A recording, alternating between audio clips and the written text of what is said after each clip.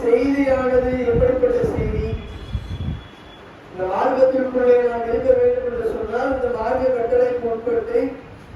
மார்க்க கட்டுப்பாடுக்கு உட்பட்டு இந்த உலகத்திலே எது மாதிரியான சோதனைகள் வந்தாலும் நான் இந்த இஸ்லாத்தின் அடிப்படையில் தான் வாழ்வேன் என்று சுய ஒழுங்கு கட்டுப்பாடோடு இருக்கக்கூடிய முஸ்லிம்களுக்கு மத்தியிலே இந்த இஸ்லாம் எதையெல்லாம் மக்களுக்கு மத்தியிலே போதிக்கிறது, நாம் இஸ்லாமியர்களாகத்தான் வாழுகிறோமா என்ற எண்ணம் ஒவ்வொரு இடத்திலும் வர வேண்டும்.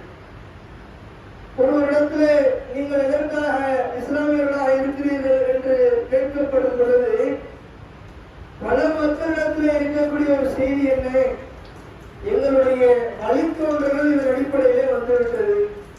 சில மக்கள் என்ன செஞ்சிருவாங்க, அவர்களுடைய கொள்கைக்கு உட்பட்டு சில செய்திகளை அறிந்தவர்களாக இந்த கொள்கைக்கு உட்பட்டவர்கள் தான் நாங்கள் என்று சொல்லக்கூடிய மக்களையும் பார்க்கலாம். ஆனால் இன்றைய அளவிலே பார்க்கும் பொழுது பெரும்பாலான மக்களுடைய நிலைமை எப்படி இருக்கிறது என்று சொன்னால், எங்களுடைய தாய் தந்தையர்கள் யாரு இஸ்லாத்தை சேர்ந்தவர்கள், அவர்களுடைய அவர்களுடைய ஒரு முன்னோர் இஸ்லாத்தை சார்ந்தவர்கள். அதன் அடிப்படையில் நாங்கள் எப்படி இருக்கோம் இன்றைக்கு இஸ்லாமிய வாழ்க்கையிலே வாழ்ந்தோம். ஆனால் இந்த இஸ்லாம் மக்களுக்கு மத்தியிலே எது மாதிரியான பிரச்சாரங்களை எடுத்துரைக்கிறது, முஸ்லிம்கள் மட்டும் வாழக்கூடிய ஒரு மார்க்கமாக, முஸ்லிம்களுக்கு மட்டும் சொல்லக்கூடிய கடமையாக, முஸ்லிம்கள் தான் இதிலே முழுமையாக கடைபிடிக்க வேண்டும் என்ற எண்ண ஓட்டத்திலே சொல்லப்படுகிறதா? இந்த இஸ்லாமிய மார்க்கத்தை பொறுத்தவரை அல்லாஹ் திருமறையிலே சொல்லக்கூடிய அந்த வார்த்தை இது உலக பொதுமுறைதான். இந்த திருமறை குர்ஆன் என்பது இஸ்லாமிய வாழ்வியலை நமக்கு எடுத்துரைப்பது உலகத்திலே இருக்கக்கூடிய அனைவருக்குமானதுதான். இன்றைக்கு நாம் பார்க்கக்கூடிய காலகட்டங்களிலே இஸ்லாத்திற்குள் இருந்து கொண்டு இஸ்லாத்திற்குள் இல்லாத செயல்பாடுகளை செய்கிறார்கள், மார்க்கத்திற்கு முரணான செயல்பாடுகளை செய்கிறார்கள். மார்க்கத்திற்கு முரண் என்று சொன்னால் மனித குலத்திற்கு முரண் இஸ்லாம் சொல்லுகிறது. இஸ்லாமிய மார்க்கத்திற்கு ஒருவர் தவறு செய்கிறார், இஸ்லாமிய மார்க்கத்திற்குள் இருக்கிறார், அவர் தவறு செய்கிறார் என்று சொன்னால் அந்த தவறை இஸ்லாம் எப்படி போதிக்கிறது? மனித குலத்திற்கு எதிரானது. எந்த அளவிற்கு இன்றைக்கு நாம் ஒவ்வொரு தூதர்களின் அடிப்படையிலே வரையறுக்கப்பட்டு இறுதி தூதரான பெருமானார் நபிகள் நாயகம் ஸல்லல்லாஹு அலைஹி வஸல்லம் அவர்களுடைய உம்மத்தாக நாம் என்ன செய்கிறோம்? இந்த உலக வாழ்க்கையிலே வாழ்ந்து கொண்டிருக்கிறோம். இதற்கு முன்னால் பல தூதர்கள் வந்தார்கள், இதற்கு முன்னால் இந்த மார்க்கத்தை மக்களிடத்தில் எடுத்துரைக்க வந்தார்கள். அவர்களுடைய நிலையெல்லாம் எப்படி இருந்தது, அவர்கள் எதற்காக வேண்டி வந்தார்கள், அவர்களுடைய நிலை எப்படி இருந்தது என்று பார்த்தால் அல்லாஹ் திருமறையிலே பல்வேறு இடங்களிலே பல நபிமார்களை பற்றி சொல்லும் பொழுது அவர்களிலே இருந்து அவர்களிடத்திலே ஒரு தூதுவரை ஏற்படுத்தினோம்.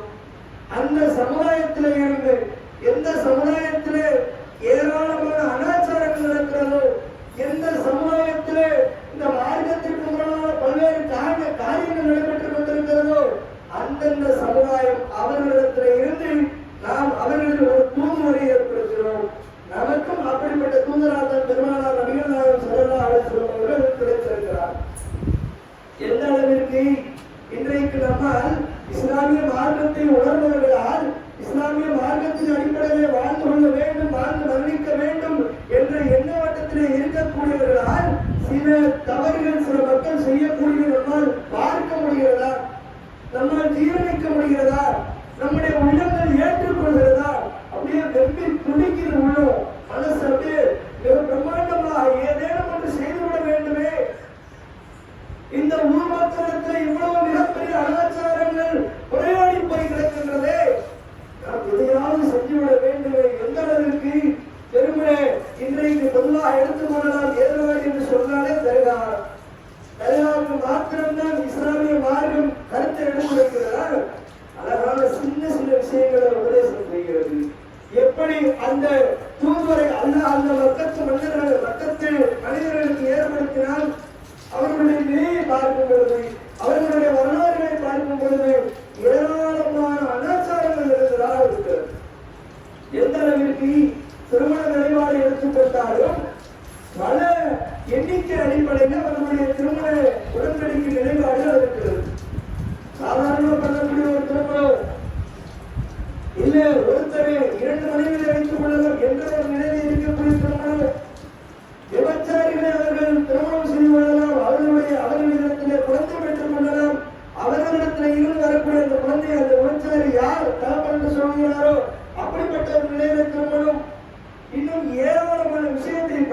பொழுது இந்த நிலைமையில இன்றைக்கு நாம் இருக்கிறோமா என்று பார்க்கும் பொழுது அவர்களிடத்திலிருந்து சற்று குறைவாகத்தான் இருக்கிறோம், சற்று குறைவாகத்தான் இருக்கிறோம்.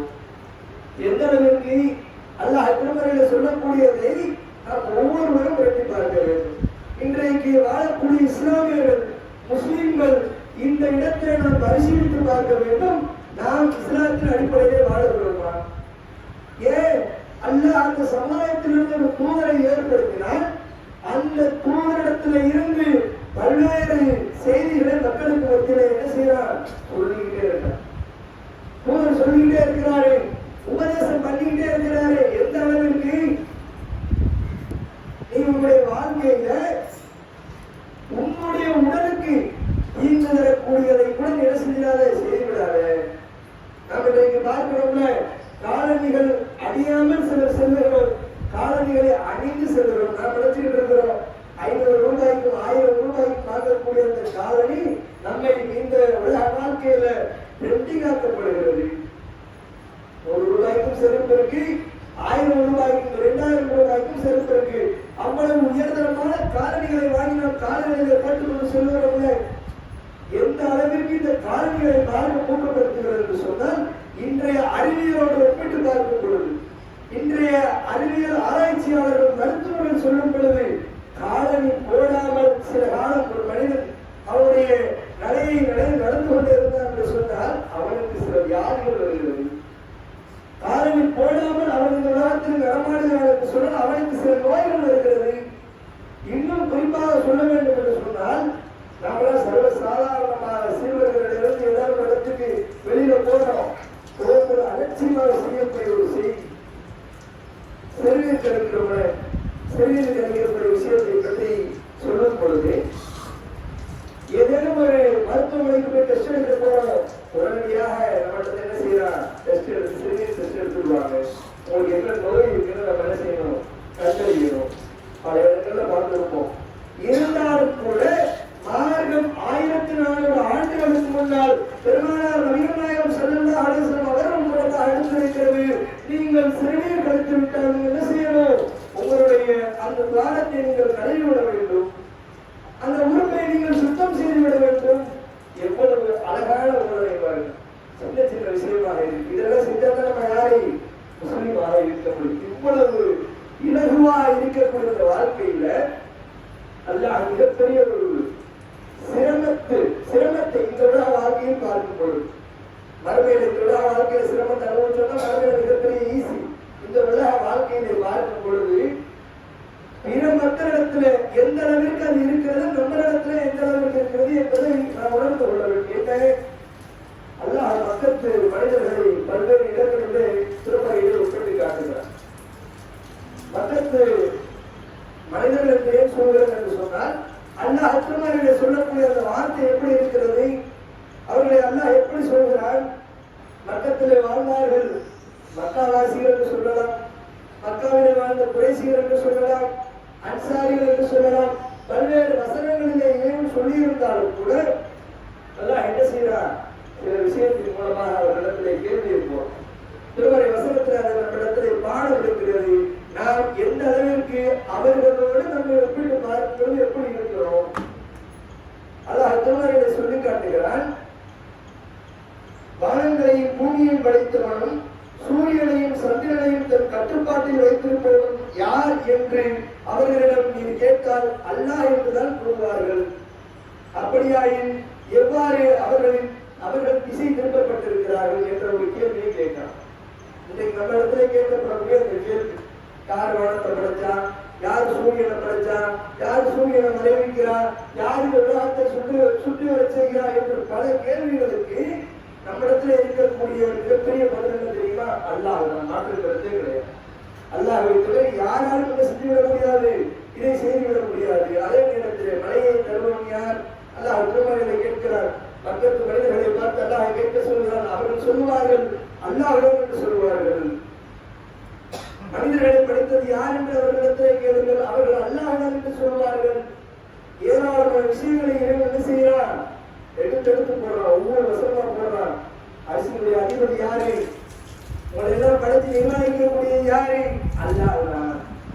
எல்லாத்தையும் அல்லாஹ் அல்லாஹ் தான் சொல்வார்கள். ஆனால் அல்லாஹ் அந்த மக்கத்து மனிதர்களை பல்வேறு இடங்களிலே சொல்லுகிறார், அவர்கள் காப்பீர்கள் என்று சொல்லுகிறார். மக்கத்து காப்பீர்கள் என்று சொல்லுகிறார். என்ன சொல்றாங்க?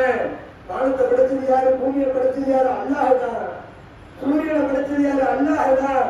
உன்னை படைத்தது யார்? அல்லாஹ் தான். மழையை தருவது யார்? அல்லாஹ் தான். இன்றைக்கு நாமும் அப்படிப்பட்ட ஒரு வார்த்தைகளை தான் முன்வந்து கொண்டிருக்கிறோம்.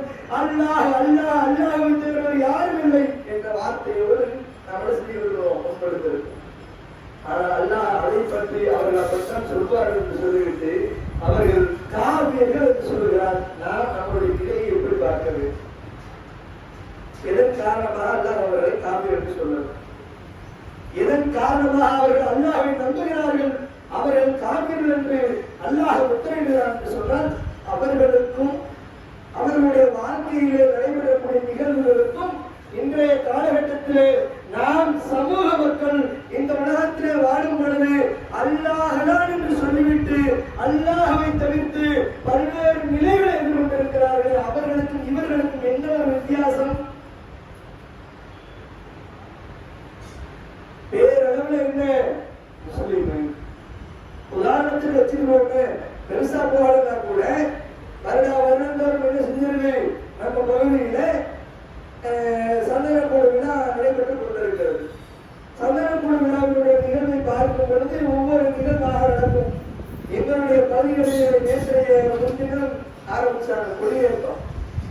எங்க பகுதியில எப்ப கொடியேற்றம் தெரியல, உங்களுடைய பகுதிகளில் ஏர்வாடி நகரில் எப்ப கொடியேற்றம் உங்களுக்கு தெரியல. ஆனால் எங்களுடைய பகுதியிலே கொடியேற்றம் நடைபெற்றது. எப்படிப்பட்ட கொடியேற்றம் என்று சொன்னால், சித்திரை மாதத்தினுடைய நாளாக சித்திரை திருவிழாவை முன்னிட்டு மே 1ஆம் தேதி கொடியேற்றுகிறார்கள். 10 நாள் அப்படியே தொடர்ந்து புரோகிராம் நடந்துகிட்டே ஒவ்வொரு நாளும் ஒவ்வொரு சிறப்பம்சம் போய்கிட்டே இருக்குது.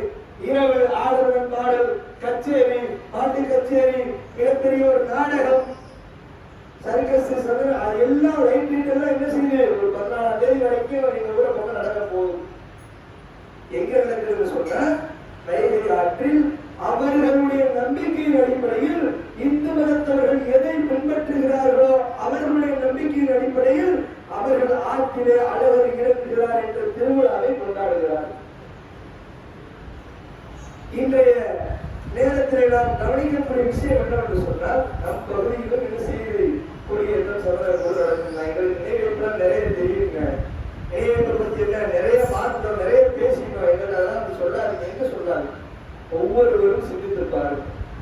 ஏன் அப்படின்னு சொன்னா, இன்றைக்கு இந்த பிரச்சார களத்தை அவர்களிடத்திலே நாம் கொண்டு போய் வைக்கும் பொழுது, யாராவது யாரிடமாவது கொண்டு போய் வைக்கும் பொழுது அவர்களுடைய வார்த்தை எப்படி இருக்கிறது என்று சொன்னால், எங்களுடைய முன்னோர்கள் எதை செய்தார்களோ நாங்கள் அதை செய்து கொண்டிருக்கிறோம். எங்களுடைய முன்னோர்கள் இந்த மார்க்கத்தை இப்படித்தான் எங்களுக்கு கற்றுக் கொடுத்தார்கள், நாங்கள் அதை செய்து கொண்டிருக்கிறோம். அல்லாஹ் திருமறையிலே அழகான ஒரு வார்த்தையை கேட்கிறார். அவர்களுடைய முன்னோர்கள் நேர்வழி பெறாமலும் அவர்களுடைய மனநிலை சரியில்லாதவர்கள் போல் தெளிவு பெறாமல் இருந்தாலும் அவர்களை பின்பற்றுவார்களா? எங்க பாப்பமே இன்னைக்கு ஒரு ரூபாய்க்கு சொத்து இருக்கு, ஒரு வீட்டுல வச்சிருக்கிறாரு, அவருடைய நிலை எப்படி இருக்குது? முன்னோரா இருக்கிறாரு, பலவீனமா, அவர் புத்தி சுவாதம் இல்லாம இருக்கிறாரு. நான் இவனுக்கு தான் எழுதி வைப்பேன்னு சொத்தை போய் கொடுக்க போறாரு. இன்னொருத்தர் பக்கத்தில் இருக்காரு, விட்டுட்டு இருப்போமா? ஒருவருவா சொத்து போகுது, அவர் புத்தியில்லாதவனா இருக்கான, என்னுடைய வாப்பா அறிவில்லாதவனா இருக்க, என்னுடைய பெற்றெடுத்த வாப்பாவை மிக மோசமாக சுற்றக்கூடியதை பார்க்கக்கூடிய பொருளாதாரத்திற்காக. ஆனால் இந்த நிலையில நாம் ஒப்பிட்டு பார்க்கும் பொழுது அவர்கள் சொல்லுகிறார்கள், எங்களுடைய முன்னோர்களுக்கு பின்பற்றுகிறோம். அல்லாஹ் தெளிவாக சொல்லுகிறான், அவர்கள் வழிகாட்டில் இருக்கின்றனர். நமக்கு என்ன வேலை இல்லை, அவர்கள் முன்னோர்கள் இருக்கிறாங்க, வழிகாட்டில் இருக்கிறாங்க. நம்மளுடைய பார்வையில் எப்படி இருக்கணும், நம்மளுடைய நிலை எப்படி இருக்கணும்? இன்றைக்கு ஏகத்துவ சிந்தனையோடு ஒரே ஒரு துபாவினுடைய வாங்கை சொன்னதற்கு பின்பு இமாம் நண்பரில் ஏறுவதற்கு முன்னால் பள்ளிக்குள் வந்து என்னுடைய துபாவுடைய நன்மையை பெற வேண்டும் என்று கொள்கை உறுதியோடு வந்திருக்கக்கூடிய மக்கள் பலர் இருக்கின்றனர். உங்களுடைய கொள்கை உறுதி எந்த அளவிற்கு தாவா கருத்தில் இருக்கிறது என்பதை சிந்தித்து பாருங்கள். எதற்காக சிந்தித்து பார்க்கணும்? அல்லாஹ் சொல்லக்கூடிய திருமறை குர்ஆனுடைய வசனம்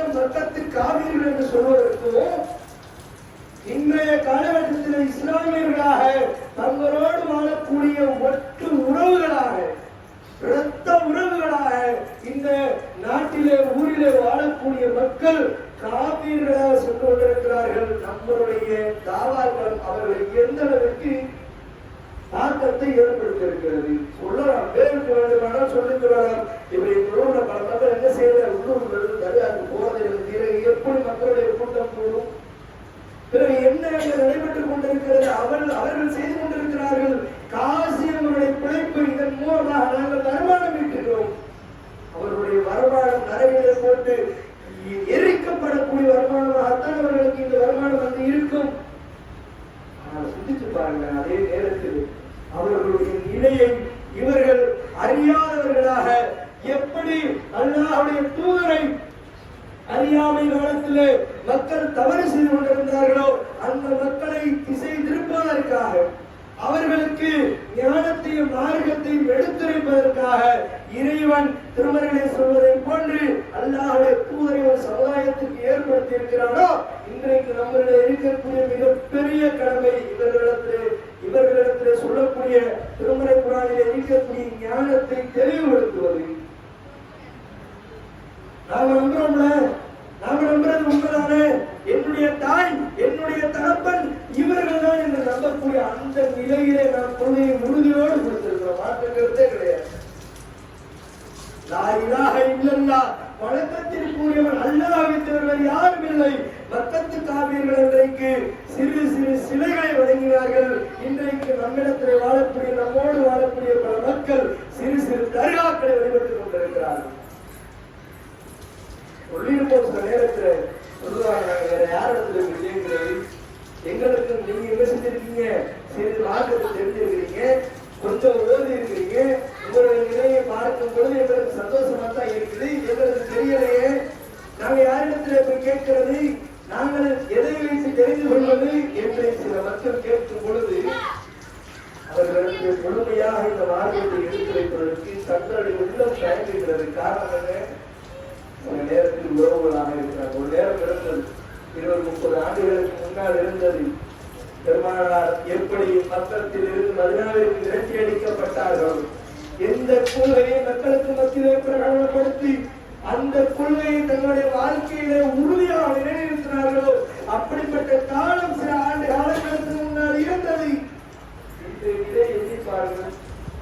தன்னோடு வாழ்ந்த சகோதரன் நரகத்திற்கு செல்ல இருக்கிறார் என்று கண் முன்னால் தெரிந்தும் கூட அவரிடத்தில் இந்த மார்க்கத்தை சொல்வதை நம்முடைய தயக்கம் என்ன? அல்லாஹ் திருமறையில் எப்படி தெரியுமா எச்சரிக்கிறான்? சில மக்கள் சொல்லுவார்கள், நரகத்தில் இருந்து மக்கள் என்ன செய்வாங்க, பூட்டிக்கிட்டே கிடப்பான். அவர்களுடைய தோள்கள் எல்லாம் முடித்து புது தோள்கள் குடிப்பித்து மறுபடியும் என்ன செய்வாங்க, நரகத்தில் போடப்பட்டு கொண்டே இருப்பார். அப்பொழுது அவர்கள் சொல்லுவார்கள், யா அல்லாஹ், நாங்கள் அல்லாஹ்வையும் இந்த தூதரையும் பின்பற்றி இருக்கக்கூடாதா? அல்லாஹ்வையும் இந்த தூதரையும் பின்பற்றி இருக்கக்கூடாதா?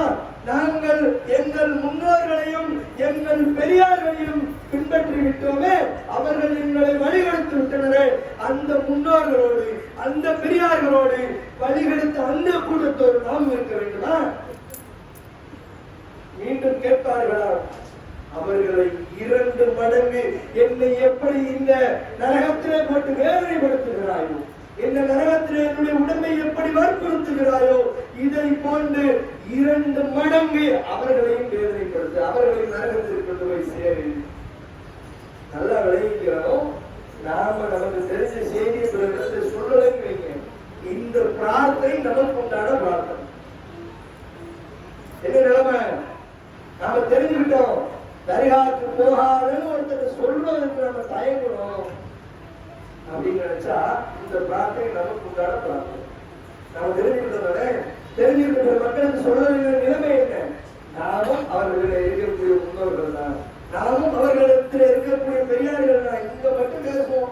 பிரதியாசல்ல, ஏகத்துவம் விளக்கக்கூடிய பொதுக்கூட்டங்கள்ல, ஏகத்துவம் விளக்கக்கூடிய மாநாடுகள்ல மட்டும் பேசுவோம். சபையில போய் சங்கமிக்க மாட்டோம், அவர்களிடத்தில் தனிநபராக தாவா செய்ய மாட்டோம் என்று நாம் ஒவ்வொருவரும் நினைத்துக் கொண்டிருந்தோம் என்று சொன்னால் இந்த பிரார்த்தனை நமக்கு உண்டான பிரார்த்தனை.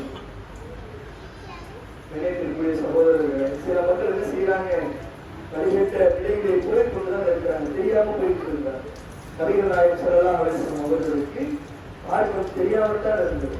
அவர்கள் ஓத தெரியாமத்தான் இருந்தாங்க. அவர்களிடத்துல வந்து சொல்லும் பொழுது என்ன சொன்னாங்க, நீ ஓதுங்க, அல்லாஹ்வுடைய பேரை கொண்டு ஓதுங்க. இன்றைக்கு அல்லாஹ் என்று பல மக்கள் நினைத்திருந்தாலும் தெரிந்திருந்தாலும் கூட அல்லாஹ்விற்கு இணையான சிறு சிறு செயல்களை செய்து கொண்டுதான் இருக்கிறார். குறிப்பாக அதிலே சொன்னதற்கு அது இல்லாமல் ஏராளமான விஷயங்களை என்ன செய்கிறாங்க, அல்லாஹ்வுக்கு இணையான ஒரு வாழ்க்கை முறையை எடுத்துக்கிறாங்க, நடைமுறைப்படுத்தி இருக்கிறாங்க. நம்மளுடைய வரக்கூடிய காலங்களில் இன்றைய நிலையிலிருந்து நாம் எடுத்துக்கொள்வோம். வரக்கூடிய காலங்களில் இது மாதிரியான ஒரு செய்தியை மக்களிடத்தில் சொல்வதற்கான ஒரு வாய்ப்பை தொடரமான மக்களுக்கும் எனக்கும் சந்தல் புரிவான பிரார்த்தனை செய்வதாக என்னுடைய முதல் உரை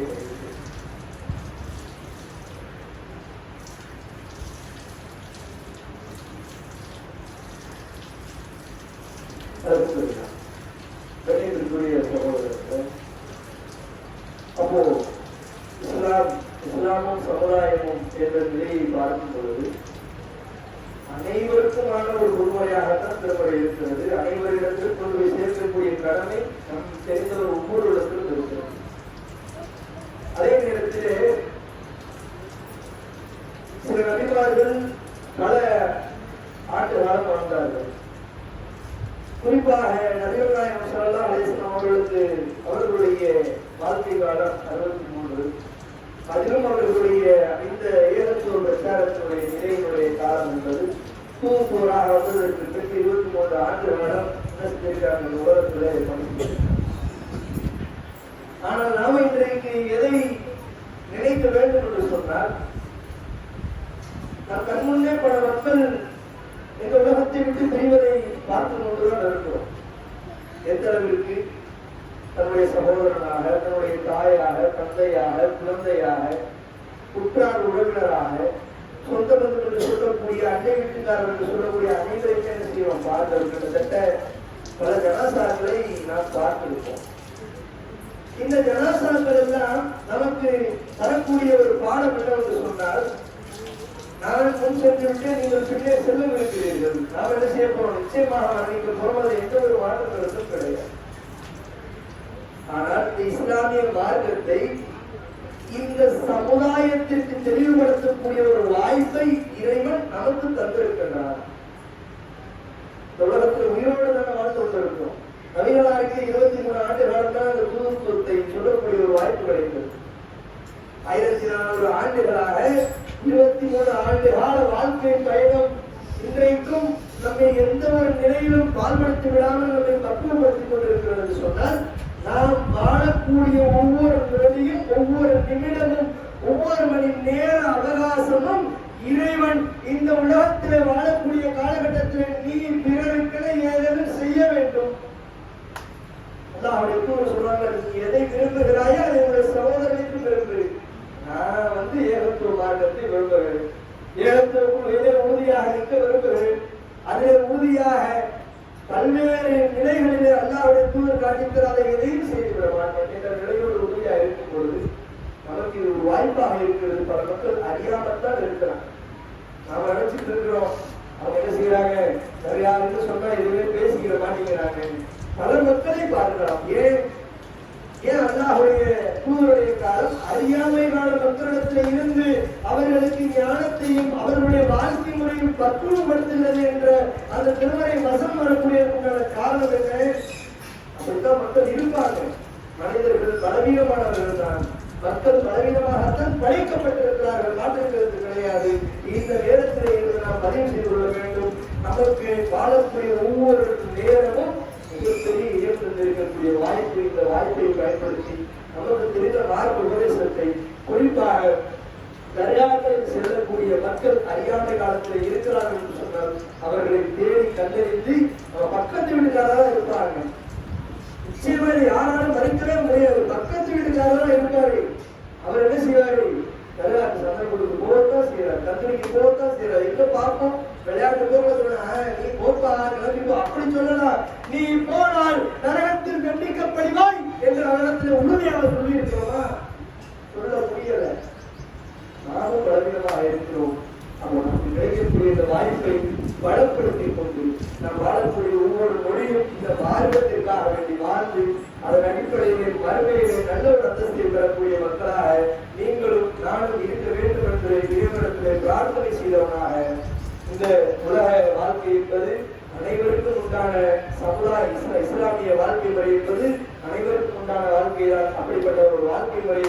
நாம் அனைவரும் பின்பற்றி வாழ வேண்டும் என்று கேட்டுக்கொண்டு என்னுடைய உரையை நிறைவு செய்கிறேன். வாய்ந்தவன் அல்ஹம்துலில்லாஹி ரப்பில் ஆலமீன். அஸ்ஸலாமு அலைக்கும் வரஹ்மத்துல்லாஹி வபரகாத்துஹு.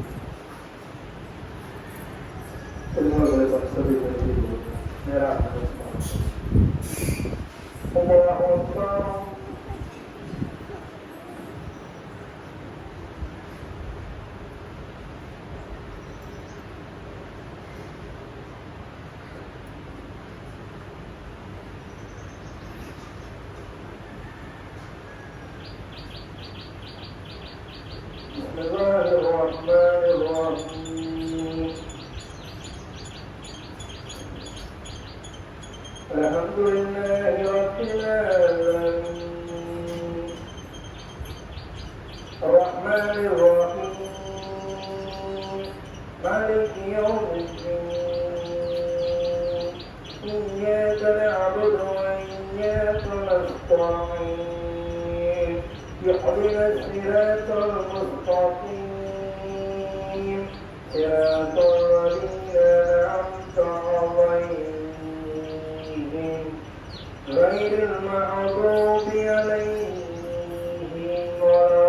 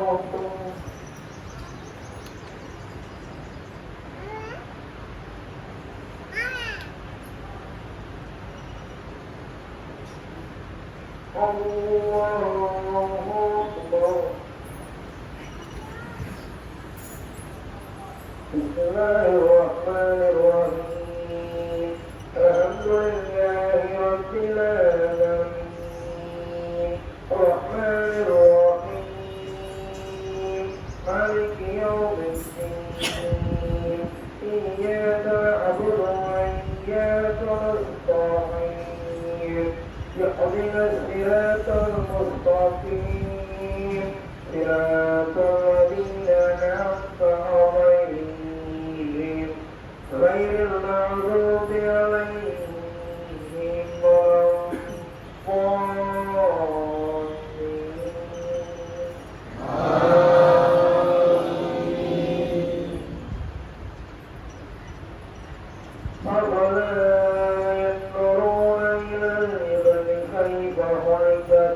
وإلى السماء كيف رفعت وإلى الجبال كيف نصبت وإلى الأرض كيف سطحت فذكر إنما أنت مذكر لست عليهم بمسيطر إلا من تولى وكفر ويعذبه الله العذاب الأكبر إلينا إيابهم ثم إن علينا حسابهم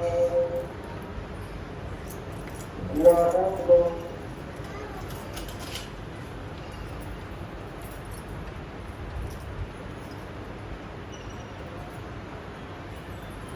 الله لمن حميده الله أكبر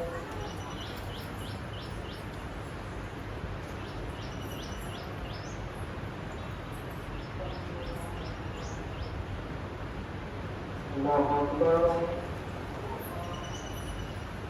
الله أكبر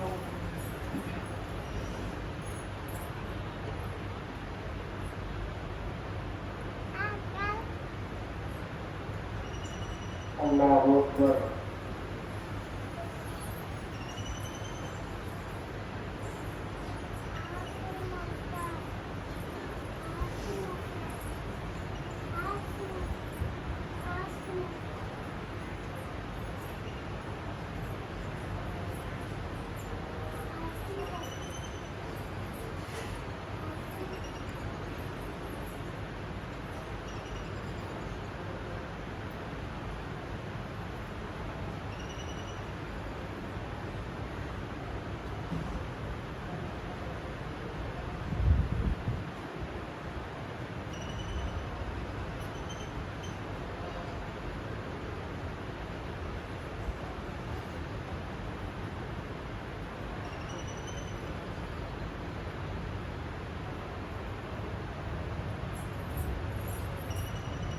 السلام عليكم ورحمة الله السلام عليكم ورحمة الله